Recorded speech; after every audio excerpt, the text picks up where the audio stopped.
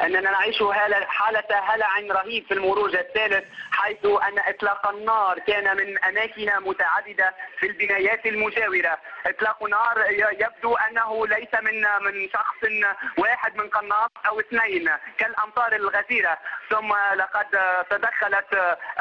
تدخلت الشرطة وتدخل معها الجيش الوطني واقتحموا جامع الحرم الثالث، لأنه شوهد هناك شخص مشتبه به تم إيقافه، مع العلم أن هناك سيارة أخرى وقع ضبطها قبالة سوق الجملة بالمروج الثالث. كانت هذه السيارة متروكة يعني وأبوابها مفتوحة، لكن أنوارها كانت مضاءة، مما يعني أن الأشخاص الذين كانوا فيها قد فروا منها. تكلمني أمي من حي الزياتين قبالة سوق الجملة، وهي في حالة هلع، يعني أن إطلاق النار قد انتقل من المروج الثالث حيث أنا الآن بجانب صديقي في منزلهم إلى حينا المتواجد على الضفة الشرقية. البعض يتحدث عن إصابات. لا يمكن ضبط إصابات حاصلة.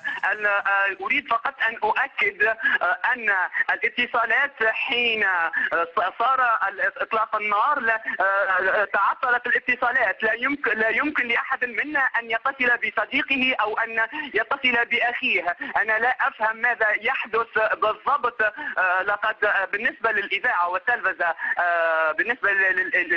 والتلفزة التونسية يقولون أن الوضع مستتب والحياة الأمنية قد رجع والحياة الآمنة رجعت للمواطن، لكن ما نلاحظه في المروج الثالث وخاصة خلال الأيام الأخيرة أن هناك إطلاق نار. ما يحدث الآن هو على عكس هذه الأيام الأخيرة، إطلاق نار مكثف يفاد منه أو يراد منها حالات الهلع والفوضى العارمة.